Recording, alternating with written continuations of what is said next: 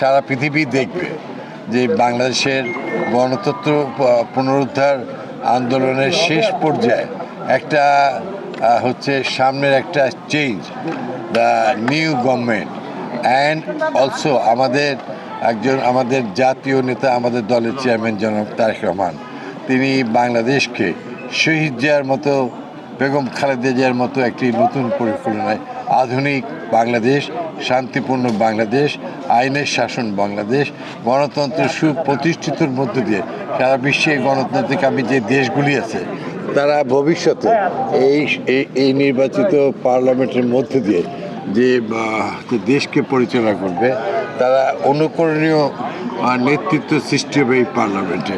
আমি আশা করছি যে ইনশাল্লাহ আমরা খুবই সুন্দর পরিবেশে ভোট দিচ্ছি একে অপরের ভাই হিসেবে। রাজশাহী অলসো এ ডিফারেন্ট এই নির্বাচনী এলাকা, কারণ মনে রাখতে হবে সারা পৃথিবীতে happiest city in the world নির্মাণে নাম্বার 1 শাহ সিমেন্ট। 2004-এ লন্ডন স্কুল অফ ইকোনমিক্স দ্বারা রাজশাহী হয়েছিল মিডল ক্যাটাগরি হ্যাপিয়েস্ট সিটি।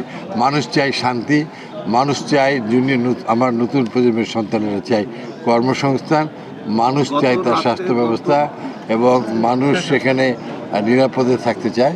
এটা আমরা ইনশাল্লাহ সুনিশ্চিত করব এবং ব্যাপক উন্নয়ন অতীতে যেমন শহীদ প্রেসিডেন্ট জিয়াউর রহমানের সরকারের সময়, বেগম খালেদা জিয়ার সরকারের সময় হয়েছে, ইনশাল্লাহ সামনে আমাদের নেতা তারেক রহমান সাহেব ইনশাল্লাহ বাংলাদেশের প্রধানমন্ত্রী হবেন এবং তার শাসন না, তার সেবার আমলে বাংলাদেশে প্রেসিডেন্ট জিয়া, বেগম খালেদা জিয়া কথা বলতেন কম, কাজ করতেন বেশি। তারা জনগণকে শাসন করে নাই, তারা জনগণকে শোষণ করে নাই, তারা জনগণের সেবা করেছে, দেশের উন্নয়ন করেছে, মানুষের ভাগ্যের পরিবর্তন করেছে।